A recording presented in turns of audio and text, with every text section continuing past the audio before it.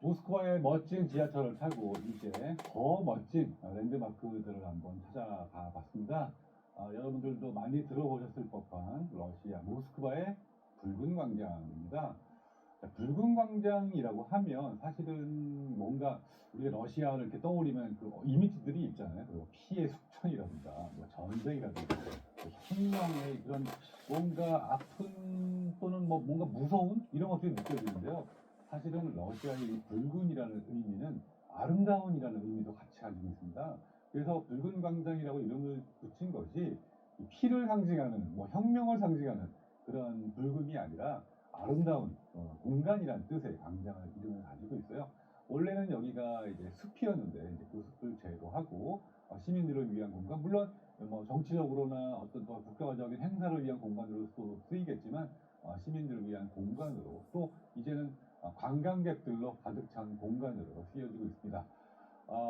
옆에는 이제 크렘린 궁이 보이는데요. 이 크렘린이라는 곳은 이제 벽을 커다란 이제 성벽을 중심으로 그 안에 뭐 궁전도 있고요, 종교 시설도 있고요. 또 지금은 대통령 행정부를 중심으로 한 정치행정의 또 중심지로서도 쓰이고 있습니다. 마치 우리나라의 뭐 세종시의 그런 기능이라든가 또 광화문에 가보면 많은 그 국가 기관들이 있잖아요. 그런 기관들이 모여 있는 곳이라고 생각해 주시면 되고요. 예전에는 이제 성당이나 교회 또 수도원 같은 것들이 있어서 종교적인 막강한 힘을 발휘했던 특히 중세에는 모든 국가 권력의 중심이었던 곳이기도 합니다. 지금도 들어가 볼 수가 있고요. 그 당시 많은 교회나 수도원들 또 지금 러시아 행정부들의 모습들도 볼 수 있습니다. 물론 제한 구역도 많이 있지만 대부분 돌아볼 수 있어서 러시아의 과거와 뭐 전통과 현재의 모습들도 볼 수 있고 어찌 보면 가장 러시아다운 모습이고 우리가 뭐 영화나 드라마나 각종 뉴스에서 가장 많이 보는 모습이고요. 리포터들이 저기 서서 뭐 뉴스를 전달하기도 하고 탐 크루즈가 미션 임파서블에서 폭발을 피해서 막 달려가고 이런 장면들이 많이 떠오르는 곳이기도 합니다. 자, 광장 위에 사람들이 보이고요. 저 멀리는 러시아의 아름다운 성 바실리 성당도 보입니다. 제가 뭐 몇 번 뭐 공간에 대한 이야기, 점에 대한 이야기, 또 구도에 대한 얘기 이제 계속해서 하고 있는데요. 역시나 조금은 좀 다른 구도를 또 광장의 느낌들을 강조해 보기 위해서 살짝 앉아봤습니다. 어떠세요? 여기에 이 광장에 이 깔려 있는 벽돌에 또는 뭐 타일 같은 모습들이 훨씬 더 러시아의 찬란했던 과거 이 위를 거쳐간 수많은 사람들의 어떤 목소리 이런 것들이 느껴지는 그런 기분이 듭니다. 여기에 점 하나가 딱 들어오길 좀 기다렸는데요. 이상하게도 아무도 지나가지도 않고 새도 한 마리 날아들지 않더라고요. 그래서 아쉽게 광장의 외로운 모습 또는 역사에 지나간 흔적들만 느껴지는 그런 사진이 되었는데 누군가가 뭐 제 친구라도 한 명 있었으면 여기를 걸어가게 했을 것 같아요. 자, 이렇게 여러분들이 항상 같은 시선에서만 볼 것이 아니라 몸을 좀 피곤하게 움직여서 부지런히 카메라를 이동시켜서 다양한 각도의 사진들을 항상 찍어보는 습관을 들여보셨으면 좋겠습니다. 그래야 남과 달라지는 결과가 나타나게 되거든요. 자, 이제 멀리 보이는 바실리 성당을 한번 가보도록 하겠습니다. 굉장히 아름답고 멋진 모습들을 가지고 있어요. 뭐 만화에서나 보여지는 그런 모습이고 우리가 예전에 테트리스라는 그 게임을 보다 보면 그 상단에 항상 위치해 있는 우리 머릿속에 각인되어 있는 러시아의 대표적인 모습이 아닐까 생각이 듭니다. 16세기 1500년대죠. 그러니까 1555년 러시아 이반 황제가 전쟁에서의 승리를 기념하기 위해서 세운 성이자 종교 시설입니다. 뭐 성당이라고 이야기를 하기도 하고 뭐 성이라고도 이야기를 합니다. 양파돔이라고 그러는데요. 양파 모양의 돔 형태를 가지고 있고 전부 9개 이걸 쿠폴라라고 합니다. 이렇게 돔으로 생긴 그 모양을 9개의 쿠폴라를 가지고 있고 중앙의 성당을 중심으로 각종 교회나 성당의 부속 시설들을 가지고 있습니다. 너무너무 아름다운 건축물이고요. 비잔틴 양식, 그러니까 러시아가 동로마, 서로마로 갈라지고 이 동로마가 이 러시아 지역까지 영향을 미쳤는데 그 시기를 이제 비잔틴 제국이라고 하잖아요.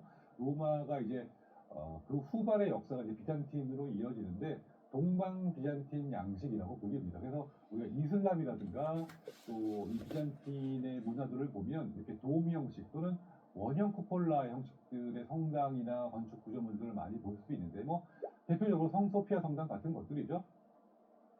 러시아는 특유의 양파돔 형태와 또 특유의 컬러감 그리고 러시아 전통 패턴을 여기에 적용시켜서 세계에서 거의 유일무이한 러시아에서나 볼 수 있는 그런 형식의 성당 양식을 가지고 있고요. 성 바실리 성당은 그 양식의 대표적인 모습이라고 볼 수 있습니다. 그 당시 유명한 건축가 2명이 이 건축에 참여를 했고 건축한 한 5년 정도가 걸렸다고 하는데요. 아픈 사연이 하나 있는 것이 이렇게 아름다운 성당을 다시는 짓지 못하게 그 건축가들의 눈알을 뽑아버렸다고 합니다. 네, 좀 아픈 것이 사연이긴 한데 그만큼 이 성당에 대한 자부심과 이것들을 지키기 위한 러시아의 노력도 있었다는 것인데 뭐 예전의 역사이긴 하지만 뭐 얼마나 러시아가 자신들의 문화와 예술에 대한 자부심 또는 그것을 지키기 위한 노력이 있었는지를 단적으로 보여준 또 에피소드이기도 하네요. 자, 이제 안으로 잠깐 들어가 볼까요? 들어가기 전에 이제 티켓을 구매를 했는데 이렇게 티켓의 디자인이 이런 모습이에요. 저는 이렇게 여행 많이 다니면서 티켓 사진 찍는 것을 굉장히 좋아합니다. 뭐 별건 아니지만 여러분들도 어떤 나만의 여행의 어떤 특별한 관점 하나를 좀 만들어 보셨으면 좋겠어요. 어디를 가든 무엇은 꼭 찍는다. 뭐 어디를 가든 무엇은 꼭 사온다. 라는 것들이죠. 이미 뭐 어딜 가든 뭐 마그네틱을 모으시는 분들도 있고요. 엽서를 모으는 분들도 있고요. 뭐 항상 열쇠고리를 사오는 사람도 있고 여러 가지가 있죠. 뭐 당연히 그럴 수는 있지만 나만의 특별한 무언가. 저는 이렇게 티켓을 찍는 것도 있지만 어딜 가나 그 나라의 맨홀 뚜껑을 찍습니다. 뭐 이런 것도 있어요. 그 나라의 맨홀 뚜껑을 보면 아이덴티티가 의외로 디자인이 잘 되어 있는 경우들이 있거든요. 뭐 그런 나만의 재미 또는 나만의 관점을 만들면 그것들을 모아놓으면 또 뭔가 독특한 여행 사진의 모음들이 되거든요. 그런 것들만 잘 모아도 글을 쓴다든가 뭐 전시를 한다든가 나만의 책을 만든다 할 수가 있는 거예요. 그래서 유명해지거나 또 뭐 많이 알려진 작가들 요즘은 또 SNS를 통해서 여행 작가들이 그런 관점으로 많은 글과 사진들을 공개하기도 합니다. 자, 기회가 되면 제가 찍은 그 수많은 미술관이나 박물관 또는 어떤 장소의 티켓들을 한번 보여드리도록 하고요. 요즘은 한 가지 아쉬운 것은 요즘은 모든 예약 시스템들이 다 스마트폰으로 하게 돼요. 그래서 입장권이 사실은 바코드나 QR코드로 바뀌는 경우가 굉장히 많이 있습니다. 그래서 저는 이 종이 티켓, 종이 입장권이 사라지는 것에 대해서 굉장히 아쉬워하는 사람 중에 한 명이거든요. 물론 바코드나 QR코드로 예약을 해서 가면 너무 간편하고 줄도 서지 않고 또 현금도 필요 없는 그런 편리함은 있습니다. 그 편리함을 내심 좋아하면서도 또 반대편에서는 이 사라져가는 것에 대한 아쉬움이 커가는 것도 사실인 것 같아요. 마치 우리 여권에 도장이 사라지는 것 같은 느낌. 저는 그 여권에 찍힌 도장이 하나하나 찍혀갈 때마다 굉장히 내 자산이 불어나는 듯한 그런 기쁨을 누렸었는데 요즘은 그런 여권에 찍히는 도장들도 손바닥 지문과 뭐 안면 인식 같은 것들로 해결이 돼서 편리함의 이면에 아쉬움도 함께 있는 것 같습니다. 그래서 점점점 이런 것들이 제가 모아놓은 것들이 소중해지는 것 같아요. 이런 것들이 좀 부활됐으면 하는 마음도 있습니다. 자, 들어가 보면 뭐 여느 성당과 마찬가지로 화려한 내부의 그림과 장식, 조각들로 구성이 되어 있습니다. 사진을 못 찍게 해서 많은 사진은 없는데요. 조심스럽게 한 장 찍은 사진이고요. 이 당시에 중세 시대 성당들을 가보면 여러분들 꼭 알아야 할 것, 바로 이콘이라는 그림입니다.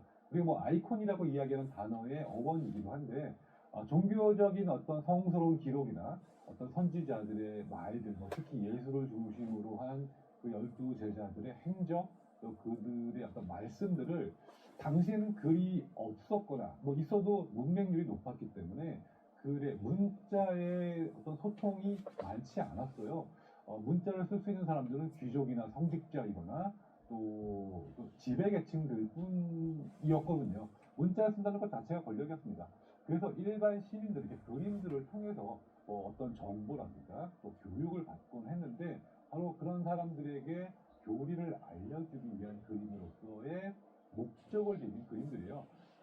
르네상스가 오기 전에 원근법이라든가 이치에 대한 표현들이 개발되기 전이었기 때문에 매우 평면적이고 또 어떤 인간의 감정을 표현하는 시기가 아니었기 때문에 신중심의 암흑기였기 때문에 표정들이 무뚝뚝하거나 동세도 굉장히 부자연스러운 그런 특징들을 가지고 있는 것이 바로 이 중세 이콘의 모습들입니다. 성당에 가시면 이 그림들은 사실 너무 오래된 그림이어서 남아있는 것이 별로 없거든요. 그래서 이런 성당에 가실 때 항상 이 이콘들에 대한 관심, 그리고 르네상스가 도래하기 이전의 회화적 양식들, 그리고 인간이 그림으로 어떤 정보를 표현하는 수단으로서의 그림들, 이런 것들을 유심히 생각해 보시면서 이콘들도 감상해 보셨으면 좋겠습니다. 자, 바실리 성당을 이제 좀 다양하게 찍어볼까 하는데요. 제가 여러분께 늘 얘기하는 거, 한 가지 피사체를 다양한 각도, 다양한 관점, 또 다양한 어떤 조작된 기법으로 찍어보자는 것인데요. 제가 모스크바 이야기를 하면서 노출에 관한 이야기를 했었는데, 역시 마찬가지로 밝은 노출, 어두운 노출로 찍혀진 사진의 예를 보여드리고 있고요.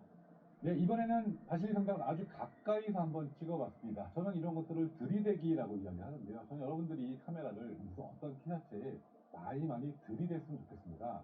그러니까 내가 있는 장소에서 편하게 찍으려고만 하는 그런 습관들이 있거든요.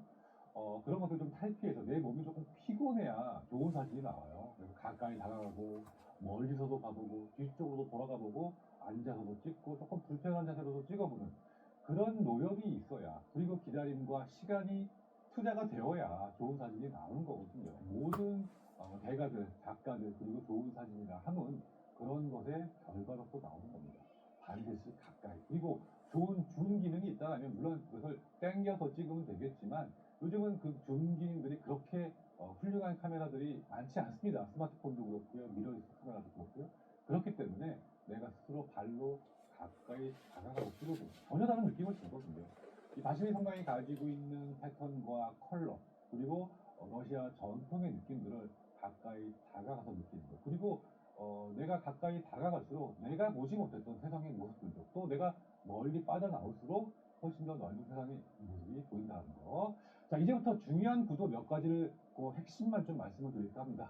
자, 그냥 성당만 찍을 수도 있겠지만 이렇게 나뭇가지를 걸고 찍는다라는 말을 많이 합니다. 무언가를 피사체에 걸치고, 아주 중요한 것은 아니지만 무언가에 걸쳐서 내 대상이 보이는 이런 구도법이 있는데요. 이런 구도를 숄더샷이라고 이야기해요. 숄더샷. 숄더는 어깨라는 뜻을 갖고 있는데 무언가 어깨에 걸쳐서 찍는다는 의미인데, 이 용어에 대한 자세한 설명은 다음 시간에 모아서 다시 한번 말씀을 드리겠습니다. 어쨌든 이렇게 무언가를 나뭇가지든 뭐 사람이 됐던 또 주변에 어떤 가로등이 됐던 그런 것들을 한번 슬쩍 끼워 넣어서 찍는 방법들이 있어요. 조금 다른 분위기를 연출합니다. 제가 이 모스크바를 갔을 때 겨울이었기 때문에 앙상한 이 나뭇가지의 모습과 화려한 바실리 성당의 모습이 매우 대조적인 어떤 풍경을 만들어내면서 겨울의 차가운 공기, 맑지만 차가운 공기의 러시아의 분위기가 느껴지는 것 같거든요. 그러나 주의할 것이 있습니다. 이 숄더 샷을 의도한다고 해서 이런 식으로 숄더가 지나치게 화면으로 치고 들어온다든가, 그러니까 주인공, 내가 목적으로 한 대상을 너무 많이 가린다든가, 이런 경우는 피해 주셔야 하는데요. 제가 나중에 여러분께 이런 비슷한 과제들을 내드릴 텐데 여러분들 꼭 주의해서 찍어 보셨으면 좋겠습니다. 자, 다음은 이제 엣지샷이라는 것인데요. 엣지샷. 엣지라는 것은 화면에 어떤 물체, 어떤 대상의 가장자리, 구석, 모퉁이, 이런 의미입니다. 자, 그러니까 우리가 얻고자 하는 피사체를 화면의 가장자리, 극으로 몰아버리는 거예요. 지금 화면에서는 보시다시피 넓은 하늘을 배경으로 이 바실리 성당의 아름다운 쿠폴라들이 좌측 하단으로 몰려 있습니다. 어떤 사람들은 이걸 잘못 찍은 사진이라고 생각할 수도 있을 거예요. 그리고 이걸 왜 굳이 이렇게 찍느냐라고 생각할 수도 있을 겁니다. 그런데 여러분들, 앞으로 제가 강조하겠지만 엣지샷의 사진으로 많이 찍어보셨으면 좋겠어요. 특히 디자인을 하는 사람들은 이 좋은 사진으로 앞으로 무언가 디자인을 해야 될 경우가 많이 있습니다. 여러분 만약에 모스크바 여행이라는 책을 표지를 만드는데 이렇게 사진을 찍고 지금 우측 상단에 어떤 제목을 넣는다면 굉장히 멋진 표지 디자인이 되지 않겠어요? 저 공간은 비어있는 공간이 아니라 무언가 이야기를 할 수 있는 공간으로 바뀐다는 겁니다. 그래서 항상 여러분들이 사진을 찍을 때 엣지샷을 염두에 두고 어떤 대상체든지 좋은 공간을 찾아서 엣지 엣지샷을 만들어 보는 거 항상 강조를 드리고요. 마찬가지로 러시아의 어떤 그 맑고 넓은 하늘과 또 여기서는 그 성당이 좀 외로워 보이기까지 하는데 오랜 시간, 100년이 넘는 시간 동안 저 자리에 지키고 있는 저 성당의 모습의 그 시간들이 조금 더 잘 느껴지는 사진이 아닌가 생각이 듭니다. 자, 이번에는 성당의 뒤로 돌아갔습니다. 뒷모습도 앞모습 못지않게 화려했는데요. 제가 뒤로 돌아간 이유는 바로 역광 사진을 찍기 위해서요. 그래서 앞에서 보았던 화려한 색감이 강조되는 모습도 좋았지만 이렇게 뭔가 그림자에 의해서 어두운 배경에 노을이 비춰지는 성당의 모습은 뭔가 더 종교적이고 더 뭔가 성스러운 그런 느낌들이 드는 성당의 모습들이었는데 이렇게 같은 장소이지만 내가 조금만 반바퀴만 돌아도 전혀 다른 모습을 볼 수 있다. 그리고 건축의 뒷면이나 옆면이 생각보다 아름답거나 멋있는 경우가 굉장히 많습니다. 특히 중세 건축들은 우리가 항상 그 입구에서 사진만 찍는데 그 옆모습, 플라잉 워틀러스라든가 그렇게 있는 십자 구조의 예배당 같은 것들은 뒤로 돌아가야만 볼 수가 있거든요. 그래서 우리가 놓치고 있는 모습들, 그러니까 즉 손해를 보고 있는 같은 장소에 힘들게 가서 못 보고 온다면 손해잖아요. 그런 순간들이 굉장히 많이 있기 때문에 반드시 돌아가서 감상을 하는 것은 물론이고요. 사진도 찍어보면서 역시나 남과 다른 구도와 어떤 표현들에 대한 생각들도 항상 가져보셨으면 좋겠습니다. 자, 성당의 앞에 가서 누구나 찍는 기념사진이 아니라 이렇게 다양한 각도에서 다양한 모습들을 연출할 수 있다는 겁니다. 우리가 앞으로 배운 또는 지금까지 배운 몇 가지 개념만 적용시켜 보더라도 한 가지 대상체, 하나의 장소에서 이렇게 다양한 사진을 찍어볼 수 있다는 것 꼭 생각해 보시고, 물론 그만큼 충분한 시간과 여러분들의 발품팔이, 노력이 있어야겠지만 이 사진과 여행을 듣는 여러분들만큼은 앞으로 이런 자세로 세상을 바라보고 이런 여행이 되었으면 좋겠다라고 말씀을 드리고 싶습니다. 자, 성당을 바라보고 바로 뒷면을 보면 이렇게 역시 아까 말씀드린 붉은 광장의 끝부분이 펼쳐져 있어요. 그 광장에 이렇게 해가 어두럽게 지는데 아까 제가 처음 본 광장의 모습과는 또 다른 모습이었습니다. 그리고 거기에 사람들이 이렇게 거닐고 있는데 그 모습들이 굉장히 재밌었어요. 마치 점들이 어떤 공간에서 막 움직이는 듯한 느낌이 들었거든요. 그 중에서 한 장면을 포착해서 사진을 찍어봤습니다. 광장을 혼자 스마트폰일지 아니면 책인지는 모르겠지만 무언가를 보면서 천천히 걸어가고 있는 사람의 모습이었어요. 모스크바인 같기도 하고 외로운 여행자의 모습 같기도 했습니다. 여러분, 이런 그 광장의 모습에서 이런 부분을 내가 혼자 스스로 떼어낸다는 것, 바로 이런 것이 중요한 거거든요. 어떤 세상을 프레임을 들이대고 그 프레임에서 나만의 공간을 만들어주는 겁니다. 같은 공간이라고 느껴지지 않을 만큼 차이가 있어요. 이것이 사진의 매력이라고 생각이 드는데, 자, 여기서도 마찬가지로 엣지샷이라는 개념이 들어갔죠. 사람을 가운데에 놓고 찍는 것이 아니라 사람을 우측 상단에, 그러니까 엣지에 놓고 찍은 거죠. 그로 인해서 가운데 있는 공간들이 주인공이 되고 저 사람은 훨씬 더 외로워 보이거나 아니면 훨씬 더 어떤 길을 가기 위한 목적성이 보이는 하나의 점이 개념이 되었다라는 겁니다. 여기서는 어떤 점의 개념이 느껴지지 않았어요. 그리고 그냥 평범한 어떠한 공간이었는데 여기서 뭔가 이야기를 낼 수 있다는 거죠. 자, 그리고 이 사진을 얻어내기 위해서도 저는 많은 또 기다림과 시도들이 있었는데 원래 이렇게 여러 가지 사진들이 있었어요. 다 비슷한 느낌을 주긴 합니다. 자, 그런데 사람의 발의 모양을 자세히 보시면 첫 번째 사진은 조금 어색하게 겹쳐 있고 두 번째 사진은 가장 이상적인 걸음의 모습이고 세 번째 사진은 뭔가 좀 어색하게 벌어져 있는 모습이에요. 그래서 이렇게 다양하게 사진을 찍은 다음에 가장 적절한 사람의 걷는 것에 대한 이상적인 형태를 찾고, 그리고 그 위에 보시면 조금 다른 사람들의 모습도 찍혔잖아요. 이 피사체의 박애가 됩니다. 다시 한번 크롭을 해서 이런 사진을 얻어내게 되었습니다.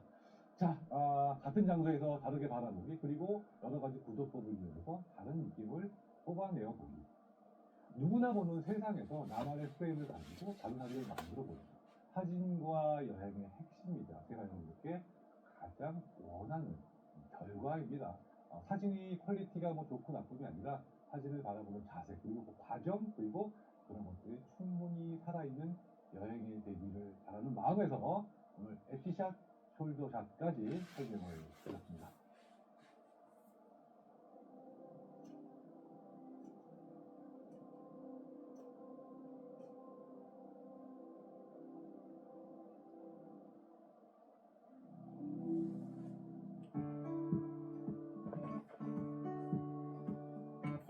구도법 이제 조금 더 구체적으로 한번 정리를 해보도록 하겠습니다.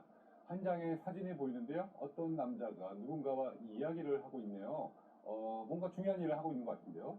자, 어떤 사람이 이야기하는 것을 표현할 때 이렇게 표현할 수도 있겠지만 앞에 누군가가 있다라면 조금 더 대화하는 모습이 보이지 않을까요? 자, 이런 구도법 어떻게 생각하세요? 여러분들 아마 뭐 뉴스 프로그램이라든가 토론 프로그램 아니면 영화나 드라마에서 사람이 누군가가 이렇게 이야기하고 있는 그 장면들을 보실 겁니다. 누군가의 어깨가 앞에 크게 이렇게 걸쳐져 있고요. 그리고 그 뒤쪽으로 상대방의 모습이 보입니다. 마치 내가 누군가와 대화하는 듯한 모습이기도 하고요. 또는 누군가 대화를 하고 있는 두 명의 사람을 몰래 뒤에서 훔쳐보는 듯한 느낌도 듭니다. 자, 이렇게 어떤 사람의 어깨가 주인공 앞에 화면을 가린 듯하게 걸쳐져 있는 모습, 바로 이런 기법을 어깨라는 그 명칭을 따서 숄더샷이라고 이야기합니다. 어떤 대상체를 무언가가 방해를 받으면서 약간은 불편한 듯한 느낌의 구도법인데요. 정말 많은 사진에서 이 구도법이 쓰이고 있는데 한번 예를 들어보도록 하겠습니다. 자, 제가 차차 이제 뉴욕에 대한 말씀을 드릴 텐데 미리 조금 가보겠습니다. 뉴욕의 상징 엠파이어 스테이트 빌딩이고요. 노을이 어수룩하게 지는 아주 아름다운 뉴욕의 야경 또 마천루라고 할 수 있는 풍경입니다. 정중앙, 제가 3분 알고도 이야기하면서 또 프레임 이야기하면서 이야기했었는데 정중앙, 누구나 찍는 구도? 이걸 뭐 구도라고 하기 좀 무색할 정도로 항상 기본적으로 지켜지는 모습이죠.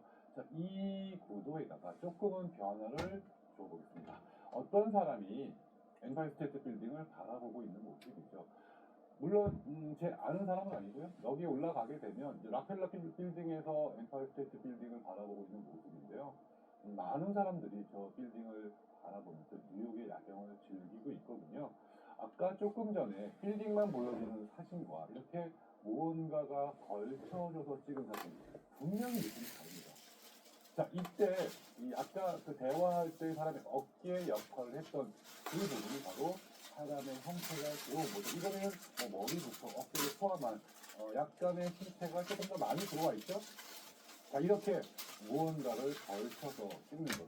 물론 주인공은 엠파이어 스테이트 빌딩일 것입니다. 그런데 그 조연이 이렇게 등장을 함으로써 무언가 그 둘 사이에 아련한 뭐 대화가 될 수도 있겠고요. 어떤 생각과 어떤 시간들이 느껴지게 찍을 수 있다라는 겁니다.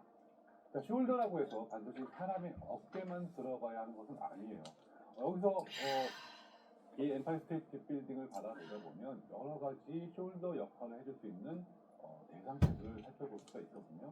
이 경우에는 건물의 난간 또는 창문의 창틀 같은 것들을 이용해서 숄더샷 기법으로 찍은 것입니다. 그냥 엠파이어 스테이트 빌딩만 잘 보이게 찍을 수도 있겠지만 이렇게 무언가를 그 앞에 등장시켜서 다른 느낌을 주고자 하는 것, 이것이 숄더샷의 핵심입니다. 자, 또 다른 거 한번 가볼게요. 자, 서브웨이라는 이제 지하철, 뉴욕의 지하철인데요. 지하철의 느낌들을 조금 더 생동감 있게 또 실감나게 또는 어떤 느낌을 좀 주고자 숄더샷 기법으로 찍어봤습니다. 저 앞에 앉아가지고 제가 한참을 사진을 찍어봤는데 앞으로 사람도 지나가고 뭐 자전거도 이렇게 지나가고요. 때로는 길 건너편에서 이 지하철을 바라보다 보면 뭐 버스나 택시들이 지나가기도 합니다. 그 지나가는 어떤 오브제들을 잘 이용해서 또 멋진 뉴욕의 풍경을 담아낼 수가 있는데요.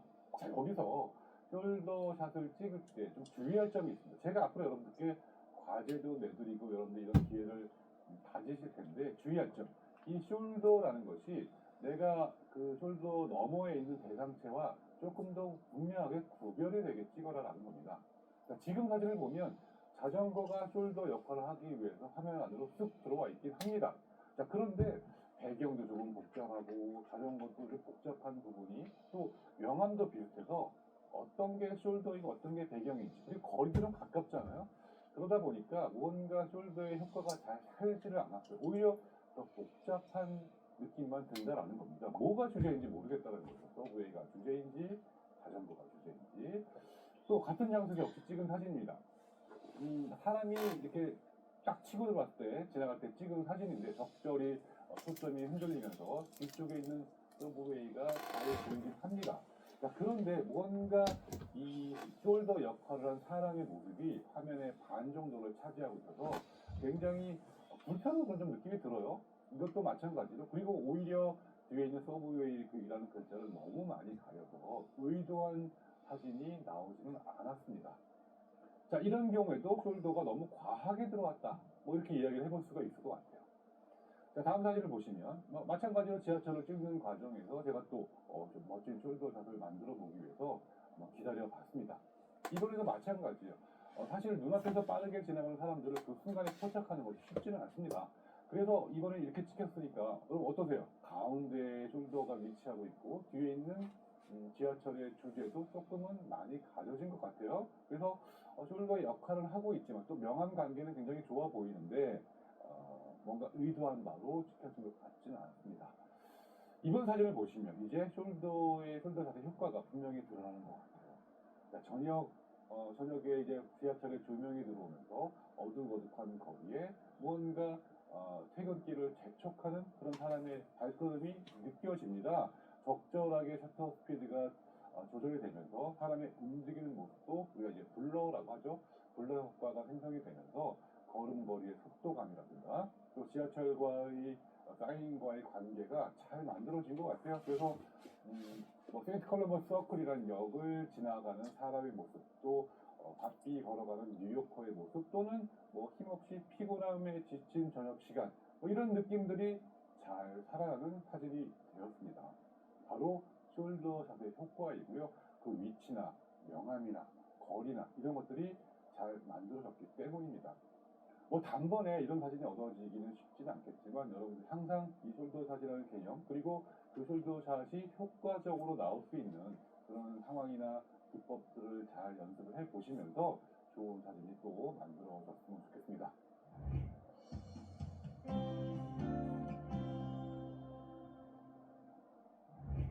아까도 말씀드렸지만 숄더라는 것이 반드시 사람의 어깨나 난간이나 사람의 모습만 될 수 있는 것은 아니고요. 무엇이든 숄더의 역할을 해줄 수 있습니다. 이것은 로마에 있는 콜로세움에서 제가 어두운 실내에서 밝은 바깥을 바라보면서 찍은 사진입니다. 건물 구조의 자체가 숄더 역할을 해주고 있죠. 무언가 더 아련하게 보이는 로마의 역사, 콜로세움에서 죽어간 어떤 검투사들의 모습 그리고 사람들의 함성소리가 역사 속에 묻혀가는 듯한 그런 느낌을 줍니다. 그냥 콜로세움을 제대로 뚜렷하게 또 명확하게 똑바로 찍는 것도 필요하겠지만 이렇게 어떤 숄더를 이용해서 숄더의 기능을 할 수 있는 건물의 구조를 이용해서 사진의 느낌 또 역사의 느낌을 다르게 담아보는 것도 좋은 구도법의 하나가 아닐까 생각이 듭니다. 좋은 구도라는 것은 이렇게 사진의 긴장감을 불러일으킬 뿐만이 아니라 다양한 이야기와 생각을 담아낼 수 있다라는 그런 조형적인 측면에서 의미적인 측면으로도 연결이 되는 중요한 사진 기법이라고 할 수 있습니다. 마찬가지로 바다 위에 외로이 떠 있는 요트 저렇게 그냥 요트만 찍었을 수도 있겠지만 무언가 나무가 이렇게 들어오면서 제가 이 사진을 지중해에서 바다를 바라보고 찍은 사진인데요.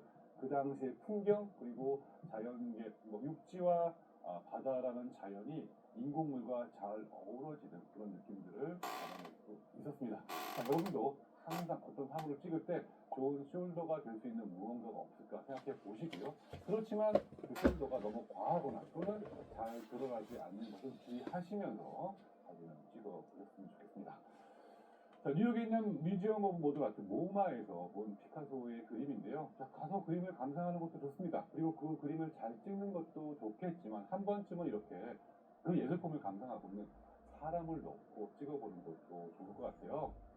자, 어떤 사람이 관람객이 멋지게 피카소의 그림을 찍고 있는 모습입니다. 숄더의 역할을 해주기 위해서 찍었는데요. 그렇지만 무언가 숄더가 너무 그림을 많이 가리거나 또 뭔가 사진에 좀 불필요한 부분들이 많이 들어온 것 같아요. 찍기는 이렇게 찍었습니다.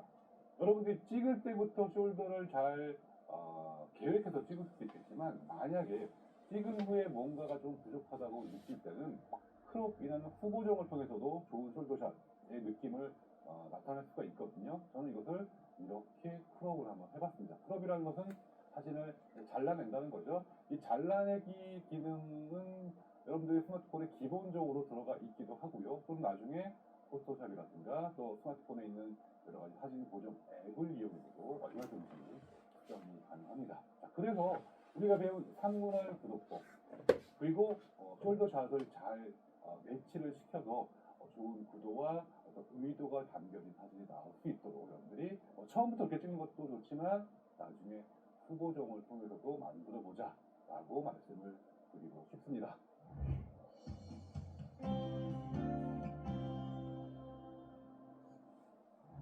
자, 미국의 사진작가 존 샤벨은 이 숄더샷 구도법을 이용해서 멋진 사진을 담아내는 데 성공을 했는데요. 이 1990년대 초반에 존 샤벨은 우연히 그 비행기 활주로에서 사진을 찍다가 그 비행기 안에 타고 있는 사람들의 모습들을 담아내기 시작했습니다. 사실 지금은 이렇게 찍는 것이 좀 불법이지만 그 당시에는 이런 것이 좀 허용됐던 그런 시기였던 것 같아요. 물론 그 당시에도 많은 논란도 있었고 뭐 사생활 침해라는 그런 이야기도 있었는데 어쨌든 지금은 존 샤벨은 이러한 사진을 찍는 유명한 사진 작가로도 우리에게 또 알려져 있습니다. 항공기에 가까이 다가갈 수는 없으니까 활주로 먼 곳에서 500mm 망원 렌즈의 컨버터를 좀 이용해가지고 거의 1000mm에 가까운 망원 화각을 이용해서 사진을 찍었다고 해요. 이 1000mm라는 숫자가 여러분들 잘 다가오지 않을 수도 있겠지만 우리가 보통 가지고 있는 카메라의 망원 렌즈가 뭐 많아야 100에서 100mm 초반대거든요. 그러니까 1000mm 정도면 굉장히 먼 거리에서 땡겨서 찍을 수 있다라는 겁니다. 뭐 우리가 일반인들이 찍기는 쉽지 않은 그런 렌즈라고 볼 수 있어요. 이렇게 해서 다양한 사람들의 표정들을 담아낸 거예요. 저 사람들은 자신이 찍히는지 당연히 모른 채 무언가 항공기를 타고 어디저를 떠나면서 생각하거나 뭐 기대감에 부풀어 있거나 즐겁게 대화를 나누거나 이런 모습들이겠죠. 자, 이 사진들을 보면 생각보다 좀 심각한 사람들이 많았던 것을 알 수 있는데 이분들의 여러 가지 사연들 또 여러 가지 생각들이 무언가 여행이라는 것과 맞물리면서 의미 있는 사진들이 만들어진 것 같아요. 자, 이 사진들이 우리에게 좋은 의미로 다가온 것은 그 비행기의 창문이라는 프레임 그리고 그 창문이 가지고 있는 숄더의 역할 때문이에요. 그냥 일반적으로 저런 사진을 봤다라면 우리의 큰 감흥이 없었을 겁니다. 그런데 비행기 창문을 통해서 바라보는 사람들의 표정이었기에 무언가 더 의미가 있고 주제성이 분명히 드러난 사진이 되었다라는 거죠. 자, 존 샤벨의 사진들 쭉 한번 이어보셔봤습니다. 실제로 비행기에 항공기에 줄지어 있는 창문의 모습들을 보는 것 같아요. 다양한 사람들의 모습들이 다양한 생각들이 한 공간 안에서 이루어진다는 그런 모습들을 사진으로 담아낸 좋은 사진들 같습니다. 숄더샷의 역할이 이렇게 많은 이야기를 만들어낼 수 있다는 사실 여러분도 생각해 보시면서 다음 또 차트 한번 보겠습니다.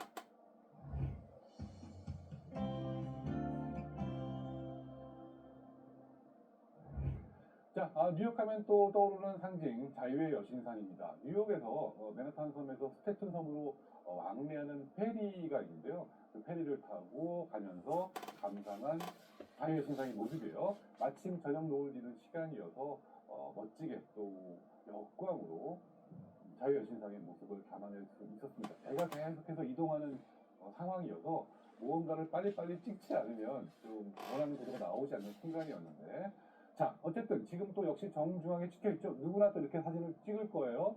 자, 제가 말씀드린 구도법 이제 한번 적용시켜 보도록 하겠습니다.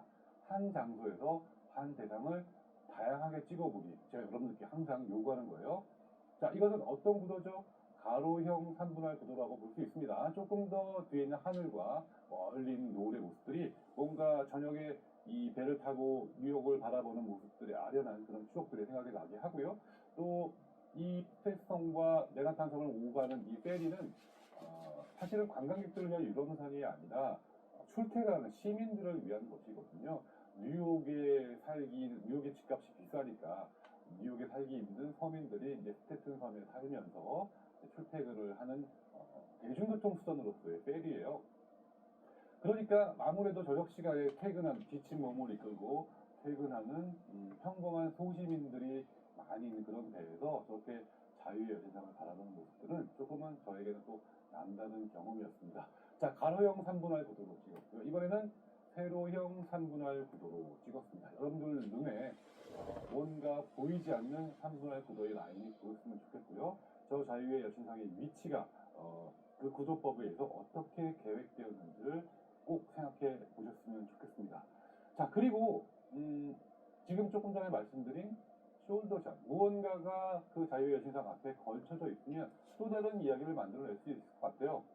자, 여기 들어가 있는 나무는 사실 제가 찍은 것이 아닙니다. 제가 후보정을 통해서 포토샵으로 만든 사진이에요. 그 배 안에는 저런 나무가 없었습니다. 물론 난간이나 사람을 이용할 수도 있겠지만 뭐 그렇게 찍은 사진에 다른 예를 보여드리기 위해서 제가 임의로 나무의 실루엣 한번 넣어봤어요. 자, 이렇게 사진이 찍힌다면 뭔가 또 다른 느낌이 들게 되잖아요. 여러분들이 어떤 숄더를 잘 이용해서 대상체를 부각시키거나 또는 조금은 뒤로 후퇴시키거나 하는 구조법의 효과들을 느끼실 수가 있을 겁니다.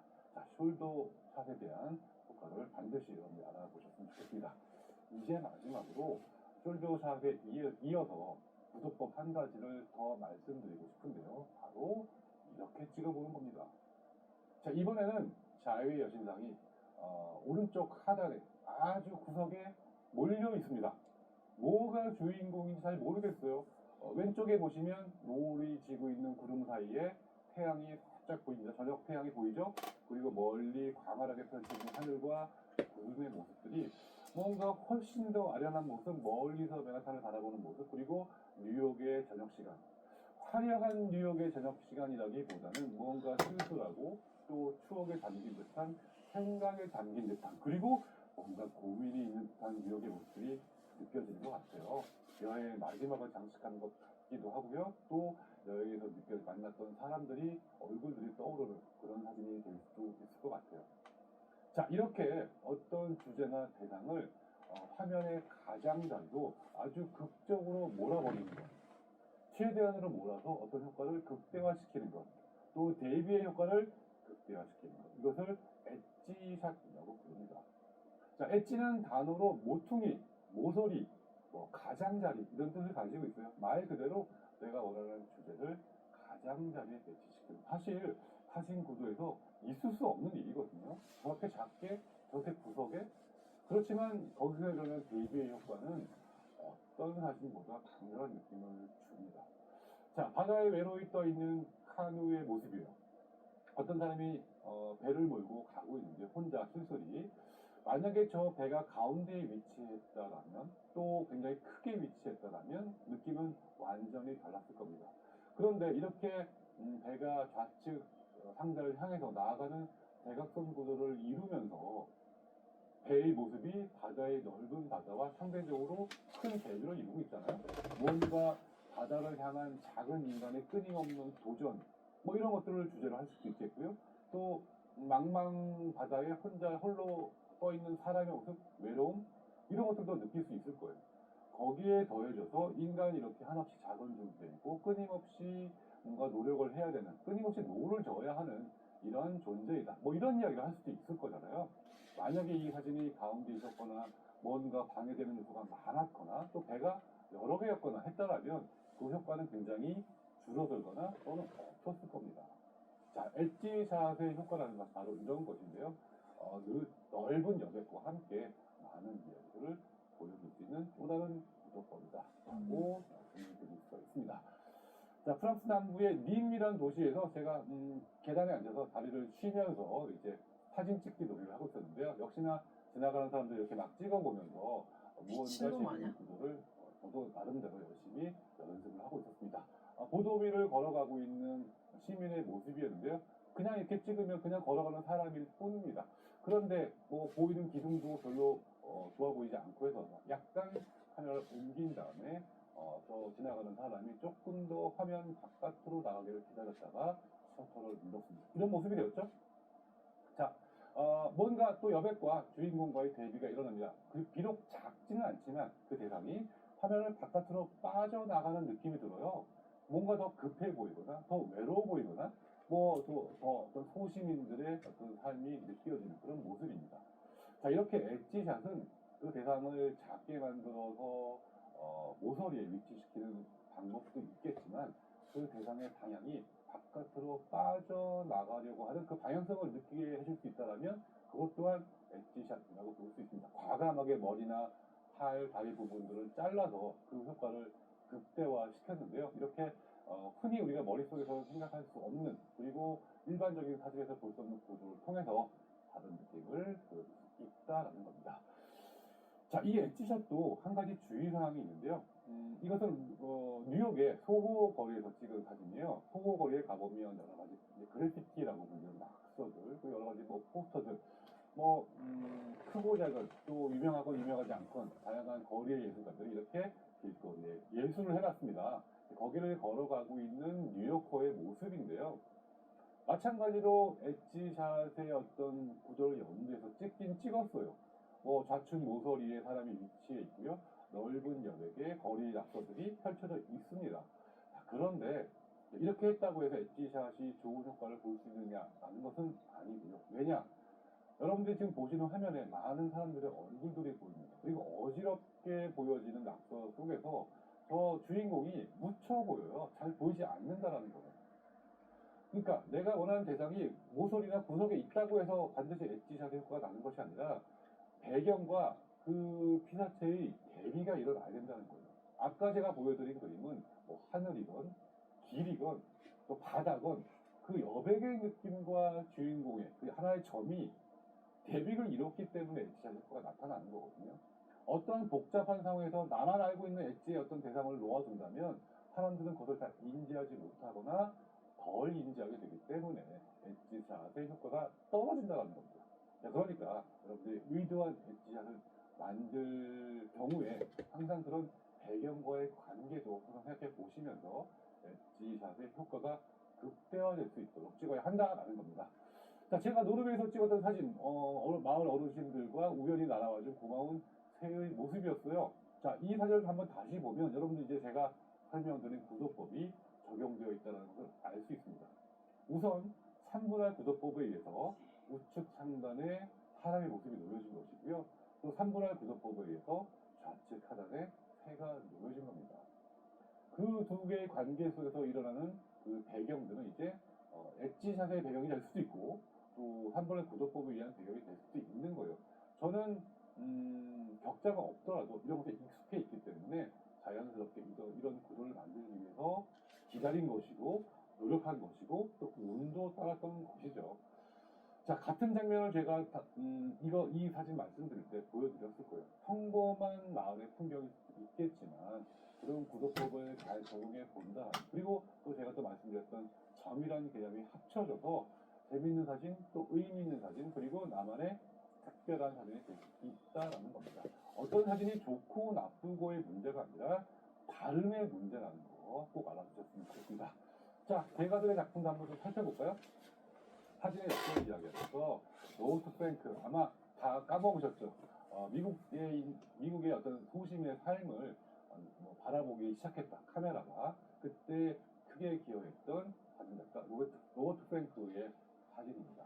역시나 어떠한 소시민이 일을 끝나고 집으로 가는 듯한 느낌이에요. 공장 건물 앞에 뿔뿔이 언덕길을 올라가고 있는 굉장히 조금 힘들어 보이기도 하고 또 외로워 보이기도 합니다. 사람이 우측을 통해서 빠져나가려고 하는 방향성을 가지고 있고요. 마침 건물에 붙어있는 화살표가 그 사람의 느낌을 조금 더 강조해주고 있는 것 같습니다. 만약에 이 사람이 가운데 있었더라면 그리고 사진 구도가 저 공장 건물의 천장을 충분히 담아내지 못하고 중앙에 위치했더라면 사진의 구도가 훨씬 덜했을 거예요. 자, 로버트 프랭크는 자연스럽게 저 사람의 모습을 조금 더 극대화하기 위해서 이 상황에 어떤 의미를 극대화하기 위해서 아마도 저 사람이 조금 더 오른쪽으로 걸어갈 때까지 기다렸다가 셔터를 눌렀을 겁니다. 자, 어떤 사진작가든 또 대가건 아니건 간에 또 그 사진이 유명하지 않은 건 간에 이런 생각들이 항상 들어가 있다는 점을 염두에 두시면서 여러분들도 사진을 감상하거나 본인의 사진도 그렇게 찍어 보셨으면 좋겠습니다. 두 번째로 역시 로버트 프랭크의 사진인데요. 이 사진의 주제가 무언지는 모르겠습니다. 또 그것을 아는 것은 중요하지 않아요. 작은 아이가 차문을 열고 어딘가를 뛰어가는 모습인데요. 굉장히 느낌이 좋습니다. 안개일지 또 비가 오는지 모를 뭔가 아련한 그런 도시에 아이가 한 명 뛰어가고 있는데 하나의 점으로서 느껴지지만 역시나 엣지 자세 효과를 극대화시켜주고 있습니다. 열린 차의 검은색 실루엣이 숄더같이 보이기도 하고요. 또 두 차와 아이 간의 거리 그리고 아이가 뛰어가고 있는 그 동서의 모습이 사진을 잘 모르는 사람이라 하더라도 여기에 많은 이야기를 또 많은 주제를 볼 수 있을 것 같아요. 반가운 사람 만나기 위해서 문을 채 닫지도 않고 뛰어갈 수도 있겠고요. 뭐 화장실에 급해서 있을 수도 있겠고요. 무언가를 하고 싶어서 가게를 뛰어가는 아이가 될 수도 있고 혼나서 엄마 아빠한테 혼나고 울면서 뛰쳐나가는 아이의 모습이 될 수도 있을 것 같아요. 많은 이야기가 나올 수 있잖아요. 이 사진 한 장을 통해서 바로 그것이 어떤 구도에 의한 것이 있다. 의도했건 의도하지 않았건 그리고 찰나의 순간에 이 셔터를 누를 때 항상 그 찰나에도 그것들을 살펴볼 수 있는 사진가의 눈 또는 그런 숙달된 습관이 중요하다라고 또 말씀을 드릴 수 있을 것 같습니다. 자, 오늘은 중요한 구도법 두 가지 숄더샷 그리고 엣지샷.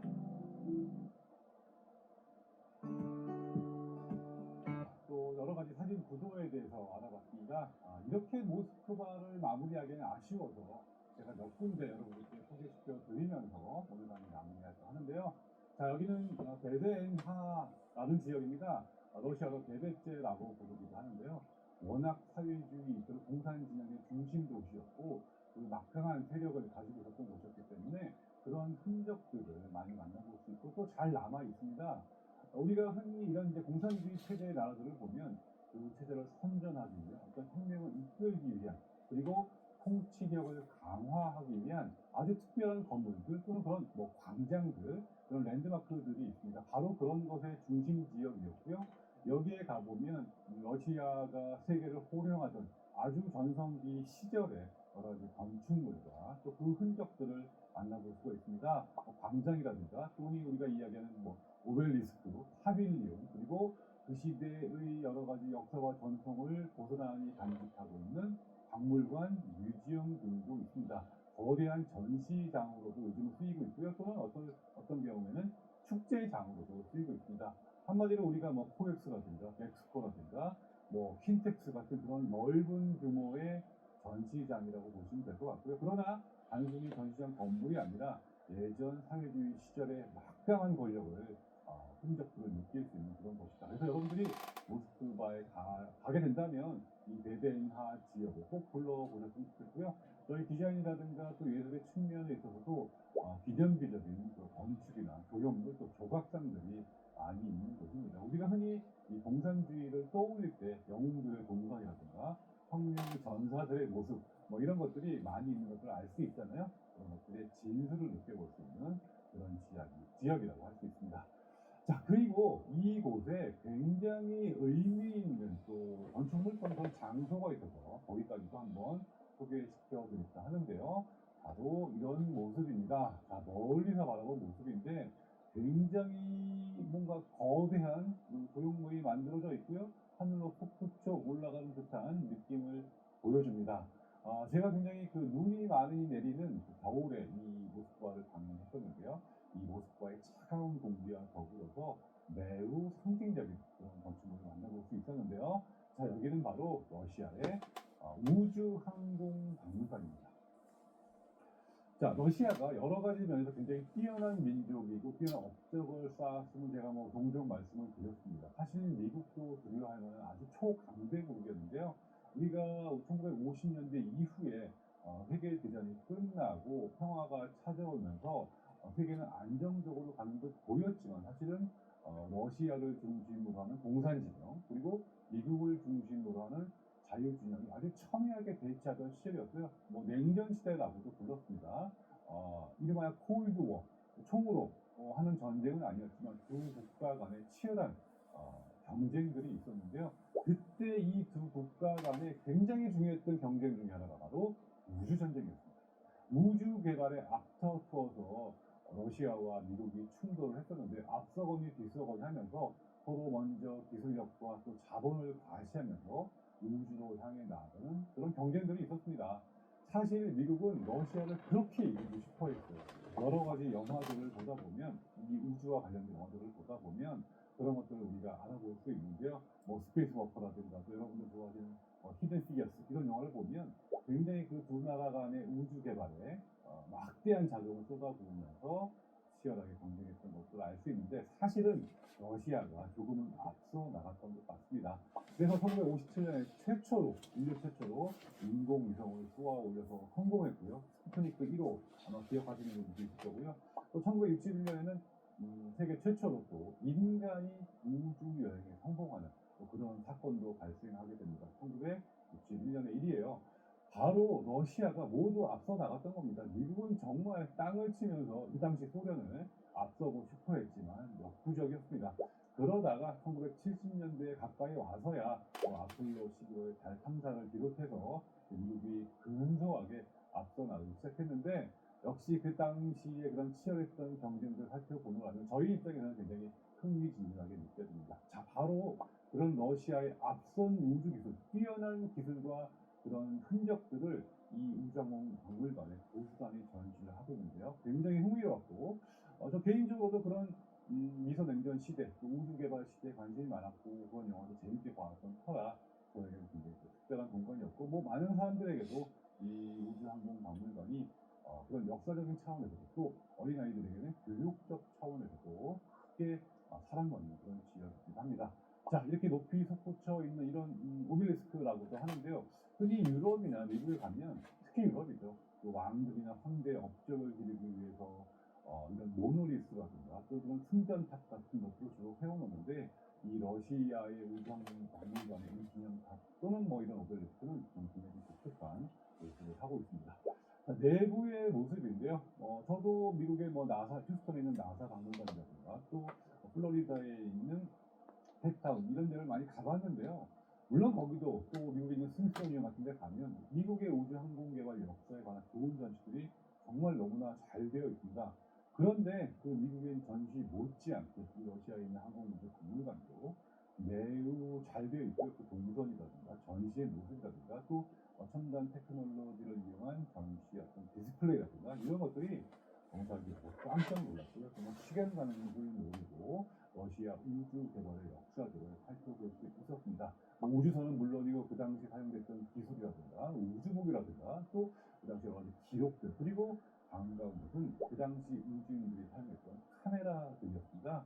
역시 이 사진기의 발달 또 우주항공 기술의 발달은 서로가 연관이 많은 연관을 가지면서 서로가 발전된 데 크게 기여를 했고 좋은 카메라 기술은 이 우주항공 기술에도 크게 영향을 미쳤거든요. 그래서 미국과 또 그 당시 소련의 또 카메라 개발 기술의 경쟁이 아니었나 뭐 이런 생각도 들었습니다. 자, 밖으로 나와서 그 아까 말씀드린 오벨리스크를 한번 찍어봤는데요. 이럴 때 우리가 사진 실습을 할 수 있는 아주 좋은 기회죠. 그 높이 솟구쳐 올라가는 도형물 끝에는 우주선 모양의 그 조각상이 붙어 있습니다. 그래서 힘차게 하늘을 향해서 올라가는 러시아의 우주 개발에 대한 꿈, 또 이상, 그들의 업적들을 기리고 있는 것 같습니다. 마치 동영상으로 우주선이 발사돼서 하늘로 날아 올라가는 듯한 그런 느낌이었고요. 자, 지금은 그 끝부분을 이렇게 중앙에 맞춰서 찍었어요. 그런데 제가 먼저 보셔야 합니다. 자, 엣지샷 같은 느낌으로 찍은 것이고요. 훨씬 더 드넓은데요. 우주선, 그러니까 주인공의 위치를 격자의 어떤 한 4개의 점 한 군데에다가 위치시키고 나머지를 이걸 배치해 봤는데요. 조금 더 다른 느낌이 느껴지는 것 같아요. 연구원들, 박사들, 그리고 우주 승무원들의 그 화려한 활약상을 기록한 벽화 구조라든가 또 조각상이라든가 또 그 관련한 여러 가지 기록들이 또 외부에도 전시가 되어 있어서 그것들을 보면서 거미는 그런 느낌도 굉장히 좋았던 것 같습니다. 제가 뭐 여행하면서 이 전통시장 다니는 것을 굉장히 좋아하는데 이 모스크바는 뭐 단순히 전통시장이 아니라 관광지로서도 굉장히 유명합니다. 러시아 중심지에서 한 20분 정도 지하철 타고 외곽으로 나가면 쉽게 갈 수 있는 곳이고요. 많은 분들이 여기서 이제 기념품을 사거나 또 조금 더 저렴한 음식들을 뭐 맛볼 수 있다든가 그리고 러시아 사람들의 어떤 일상적인 삶의 모습을 볼 수 있는 곳이어서 굉장히 인기 있는 관광지이기도 합니다. 뭐 보시기에는 여러분들 어느 전통시장과 다르지 않고요. 또 많은 그런 기념품 샵들이 줄지어 있는 것으로 알 수 있는데요. 사실 뭐 러시아 물가 그렇게 비싸지는 않지만 이런 곳에 가서 여러분들 또 흠뻑 그들의 삶에 한번 젖어보는 것도 좋을 것 같습니다. 저도 여러 군데를 다니면서 정말 흥미롭게 많은 시간들을 거기를 다니면서 사진도 찍고 또 러시아 여러 가지 흔적들도 살펴볼 수 있었습니다. 뭐 다양한 배지라든가 또 기념품이라든가 뭐 골동품 시장이라든가 또 굉장히 반가운 시계 매장이 하나 있어서 또 여기서 굉장히 오래된 시계 강화제가 섰었고요. 또 이렇게 공산주의 또 사회주의 시대의 흔적들이 좀 남아있는 것 같아서 매우 흥미롭고 보통의 유럽이라든가 미국에서는 볼 수 없는 그런 새로운 풍경들 굉장히 흥미롭고 재미가 있었습니다. 자, 그 중에서 저의 눈길을 끈 것은 바로 이 포스터를 전시하고 또 팔고 있는 포스터 샵이었는데요. 제가 또 전공이다 보니 이런 곳들을 만나게 되면 정말 반갑습니다. 사실 이 사회주의 체제 그리고 그 당시 뭐 2차 세계대전이라든가 그 격동의 시기에 사실 매체가 발달하지 않았기 때문에 무언가 메시지를 전달하고 광고를 하고 홍보를 하고 특히 어떤 체제 선전을 위해서는 이런 포스터가 큰 역할을 했었거든요. 우리가 흔히 뭐 프로파간다라고 이야기를 하는데 사회주의 시대의 어떤 자신들의 정당성 그리고 국민들의 결속력을 가지기 위해서는 이런 그들을 선동하기 위해 물론 뭐 좋은 의미의 선동일 수도 있겠지만 또 부정적 의미의 선동도 있습니다. 그런 거를 이제 선전하고 선동하기 위한 매체로서의 포스터가 당시에 상당히 발달했었고요. 그런 것들이 남아있는 몇 안 되는 포스터를 모아놓고 이렇게 팔고 있는 샵도 있었습니다. 굉장히 뭐 저도 사진도 많이 찍었고 여기서 몇 개를 또 구입해서 제 방에 붙여놓게 되는데요. 조금은 남다른 감회가 드는 그런 곳이었습니다. 자, 역시나 아니나 다를까 골동품 카메라를 하는 올드 카메라 매장도 있었어요. 너무 반가웠지만 또 한편으로는 야 여기 있는 카메라를 다 사고 싶다라는 욕심에 조금 또 괴로웠던 경험도 있습니다. 사실 이렇게 올드 카메라를 많이 모아놓고 또 진귀한 모델들이 있는 그런 매장을 만나기가 쉽지 않은데요. 아무래도 러시아가 물론 개방은 되었지만 오랫동안 사회주의라는 체제에 갇혀 있었기 때문에 아직은 많은 사람들의 손길이 닿지 않은 그런 모습이 좀 있는 것 같아요. 그래서 뭐 사실 유럽이라든가 뭐 북유럽이라든가 뭐 미국이라든가 이런 데 가면 또 귀한 골동품들 이미 뭐 사람들이 다 싹쓸이 해가서 좋은 것들을 만나기가 쉽지 않은데요. 러시아에는 아직도 워낙 또 큰 나라였고 또 큰 오랜 역사를 가지고 있었기 때문에 그리고 그것이 갇혀 있었기 때문에 아직은 우리가 조금 또 반가운 것들을 만날 수 있는 여지가 있지 않나 그런 생각이 들었어요. 그래서 이즈마일 로고에서 만난 올드 카메라들 너무 좋았고요. 저도 여기서 제가 지난번에도 보여드린 라이프 카메라를 준비했고 또 아까 우주항공에서 말씀드렸듯이 러시아 자체의 카메라 기술도 상당했기 때문에 러시아 고유 브랜드도 만나볼 수 있는 아주 좋은 경험이었습니다. 사실 사진가들에게 또 영화 감독들에게 카메라만큼 좋은 피사체가 없다라고 이야기합니다. 사진을 찍는 사람이 카메라를 찍는 것, 또 그 카메라가 함께 있는 어떤 풍경이나 상황을 연출하는 것 굉장히 즐겁고 또 반갑고 또 의미 있는 그런 사진들이 많이 있게 되는데요. 저도 카메라를 피사체로 해서 또 사진을 많이 찍어보는 그런 행복한 시간이기도 했습니다.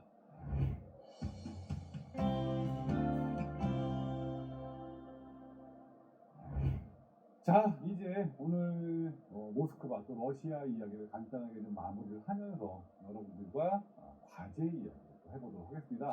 사실 뭐 러시아를 말씀드리고 모스크바를 이야기하는 것도 중요했지만 그런 곳을 다니면서 여러분께 많은 구도 이야기를 해드리고 싶었어요. 3분할 구도, 또 숄더샷, LP샷 많은 이야기 했었습니다.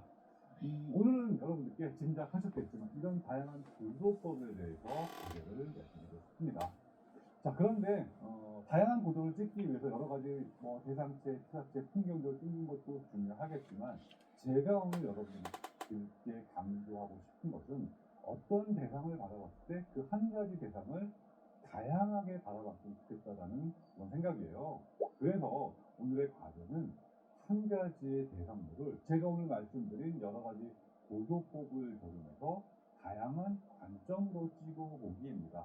지가베르토프의 영화처럼 또 그들의 시선처럼 우리의 일상을 조금은 여러분들 좀 독특한 시선으로 바라봤으면 좋겠다는 의미에서 오늘의 카드를 말씀을 드립니다. 그래서 여러분들이 한 가지 대상태를 정해보시고 그 대상태를 가지고 3분할 구도로도 찍어보고 또 숄더 샷으로도 찍어보고 그리고 엣지 샷으로도 찍어보는 다양한 경험을 가져보셨으면 좋겠습니다.